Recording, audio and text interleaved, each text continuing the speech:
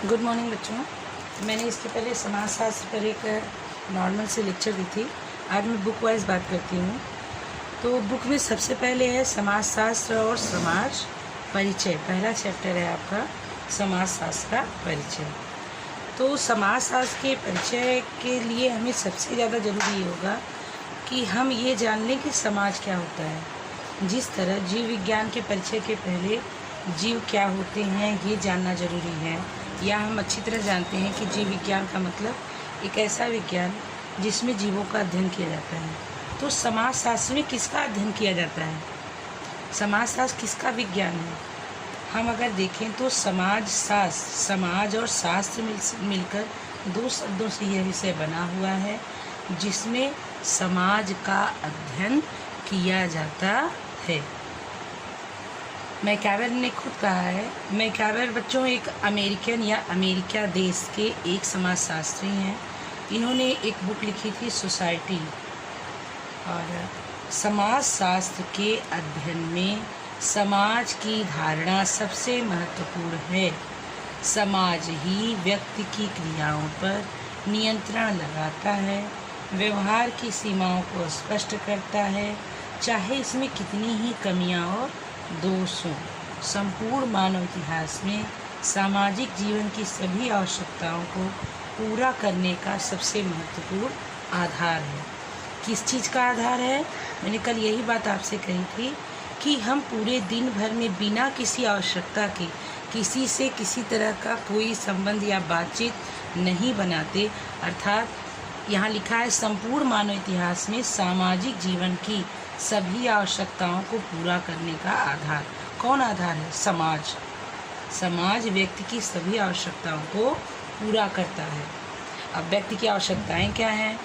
तो अगर हम बायोलॉजिकली देखें तो व्यक्ति की 5 बेसिक मोटिव होती हैं, लेकिन इसके अलावा भी उसकी बहुत सारी आवश्यकताएं हैं, जैसे सुरक्षा, स्नेह, संरक्षण, संपत्ति में अधिकार, समाज में स्थिति, या ऐसे ही बहुत सारे। मानव जीवन में अनेक शब्दों का प्रयोग किया जाता है। इन शब्दों में समाज सबसे ज़्यादा प्रयोग किया जाता है। कौन प्रयोग किया जाता है? समाज शब्द का हम सबसे ज़्यादा प्रयोग करते हैं। मनुष्य और समाज एक दूसरे से निर्भर हैं, एक दूसरे पर निर्भर हैं। हम बिना किसी समाज के मनुष्य की कल्पना नहीं कर सकते और बिना मनुष्य के समाज की कल्पना नहीं कर सकते। ये कुछ उस तरह ही है जैसे आपने सुना होगा सिक्के के 2 पहलू। और इसका मतलब है सिक्के का एक चित होता है, एक पट। हम सिक्के का कोई एक हिस्सा ही नहीं देख सकते, दोनों हिस्से उसमें हैं। अगर चित है तो पट भी होगा। उसी तरह अगर समाज है तो व्यक्ति होगा या मनुष्य होगा, मनुष्य है तो समाज होगा। दोनों की एक दूसरे के बिना कल्पना नहीं की जा सकती। हमारे मानव समाज में कुछ ऐसे उदाहरण देखने को मिले हैं जब मनुष्य के बच्चे समाज से दूर पले हों। जैसे आपने सुना होगा कहानियाँ कुछ कि भेड़िया उठा ले गया था और अपने साथ उसको बड़ा किया।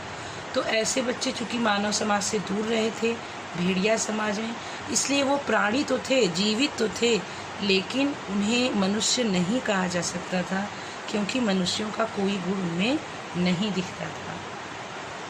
समाज की अवधारणा, मीनिंग, किस रूप में समाज की परिभाषा को स्वीकार किया गया या समाज किसे कहते हैं? इसके लिए 2 तरह की विचारधाराएं हैं। पहला तो जिसे आप समझते हो, आपका मतलब है आम लोग अपनी रोज की बातचीत में समाज शब्द का प्रयोग किन अर्थों में करते हैं। आमतौर पर जब आम लोग समाज शब्द का प्रयोग करते हैं तो उनके लिए समाज शब्द का प्रयोग व्यक्तियों के समूह के लिए किया जाता है।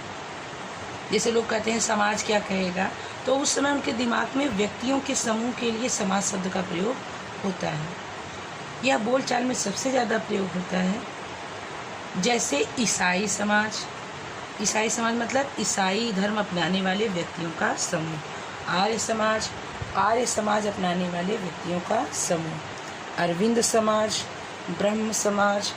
इस प्रकार बोलचाल भाषा में समाज का अर्थ कुछ व्यक्तियों से लगाया जाता है और इन्हीं को समाज मान लिया जाता है। लेकिन अगर देखा जाए तो समाज शास्त्र में समाज का जो अर्थ निकाला जाता है वह सामान्य अर्थ से एकदम अलग है। हम जिसे बोलचाल की भाषा में व्यक्तियों का समूह समझते हैं समाज को, वास्तव में वह व्यक्तियों का समूह बिल्कुल भी नहीं है। और मैंने आपको मूर्त और अमूर्त लिखवा दिया था। व्यक्ति का समूह आप बहुत अच्छे से जानते हैं, आपको दिखाई देता है। ईसाई लोगों का समूह आपको दिखाई देगा। अरविंद समाज, ब्रह्म समाज, मुस्लिम समाज, हिंदू समाज, ब्राह्मण समाज या यादव समाज, कोई भी समाज के नाम से हम डिवाइड करेंगे तो वो हमें दिखाई देता है। लेकिन वास्तव में समाज का ये अर्थ नहीं है कि वो दिखाई दे, वो मूर्त हो। जबकि समाज वास्तव में एक अमूर्त कॉन्सेप्ट है, अर्थात जिसे हम देख नहीं सकते, हम उसे महसूस ज़रूर कर सकते हैं। तो वास्तविक अर्थ क्या है समाज का? इसके लिए मैं और एग्जांपल देना चाहूँगी आपका। जैसे कुछ लोग दिल कहते हैं, दिल, बहुत सारे ऐसे वर्ड आपने सुने होंगे, दिल, कलेजा, जिगर। तो वास्तविकता में देखा जाए तो एक डॉक्टर के लिए इन सब शब्दों का कोई मतलब नहीं होता जिसे आम बोलचाल की भाषा में लोग प्रयोग करते हैं। उसके लिए हृदय या हार्ट ही सही अंग है, न कि इस तरह की भाषाएं जिसे आम लोग प्रयोग करते हैं। तो अब समाजशास्त्र का समाजशास्त्री क्या अर्थ निकालते हैं। समाजशास्त्र समाज का ही विज्ञान है। समाज के वैज्ञानिक, जब समाजशास्त्र शब्द का प्रयोग किया जाता है तो उसका अर्थ व्यक्तियों का समूह न होकर, मतलब वह व्यक्तियों का समूह नहीं है जिसे आम बोलचाल की भाषा में लोग कहते हैं, बल्कि उनके बीच पाए जाने वाले संबंधों की एक व्यवस्था से है। संबंध, आपने सुना होगा उनके बीच अच्छे संबंध नहीं है, या हमारी पटती नहीं है, या उनके बीच बहुत गहरे संबंध हैं, अच्छे संबंध हैं।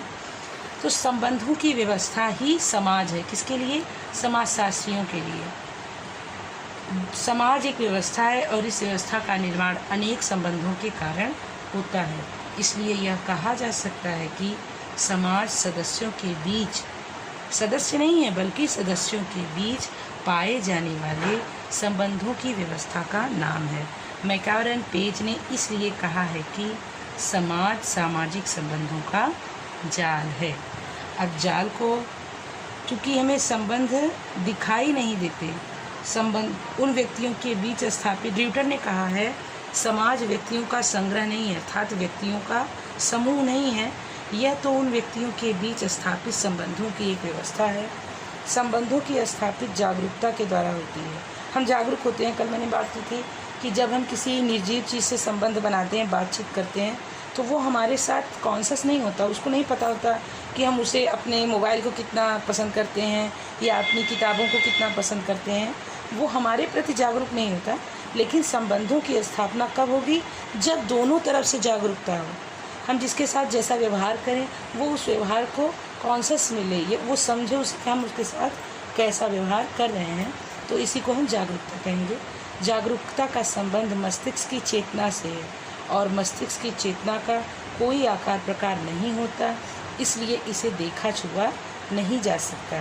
जिसे देखा छुआ नहीं जा सकता वो क्या होगा? अमूर्त, अर्थात हम उसे किसी आकार में नहीं देख सकते। जैसे कि हम यहाँ राष्ट्रपति भवन या एलोरा की चित्रकलाओं या अपने मोबाइल, अपनी बुक्स या अपने और एक्सेसरीज को देख सकते हैं। वह मूर्त नहीं है, इसलिए समाज क्या है? अमूर्त है। समाज की परिभाषा है, ये परिभाषा मैं आपको याद करने के लिए दे रही हूँ मैकावरन पेज का। समाज रीतियों, कार्यप्रणालियों, अधिकारों और पारस्परिक सहायताओं, अनेक समूहों, विभागों, मानव व्यवहार के नियंत्रण और स्वतंत्रताओं की व्याख्या है। 8 अलग अलग भाग मैकावरन ने बताया था समाज का। रीतियाँ, कार्यप्रणालियाँ या कार्य करने के तरीके, अधिकार और एक दूसरे के प्रति सहायता, अनेक समूह और विभाग, मानव व्यवहार को नियंत्रण और स्वतंत्रता की। इस सतत मतलब निरंतर, कंटिन्यू, परिवर्तित, चेंजेबल, परिवर्तन होता है इसमें लगातार, और इसीलिए क्या है? जटिल व्यवस्था को हम समाज कहते हैं। यह सामाजिक संबंधों का जाल है और यह सदैव परिवर्तित होता रहता है। कभी भी हमारे संबंध स्थिर नहीं होते। इसका कारण है कि हमारी आवश्यकताएं भी समय के अनुसार बदलती रहती हैं। आप यहाँ देख रहे हैं समाज का अर्थ है, समाज सामाजिक संबंधों का जाल है जो सदैव परिवर्तित होता रहता है। जबकि आम बोलचाल की भाषा में लोग समाज का क्या अर्थ निकालते हैं? व्यक्तियों का समूह। जबकि व्यक्ति का समूह हमें दिखाई देता है और समाज हमको दिखाई नहीं देता, क्योंकि वो संबंधों से बनता है। तो यह मूल अंतर है आम बोलचाल की भाषा में प्रयोग किए गए शब्द और समाजशास्त्री भाषा में प्रयोग किए गए शब्दों का।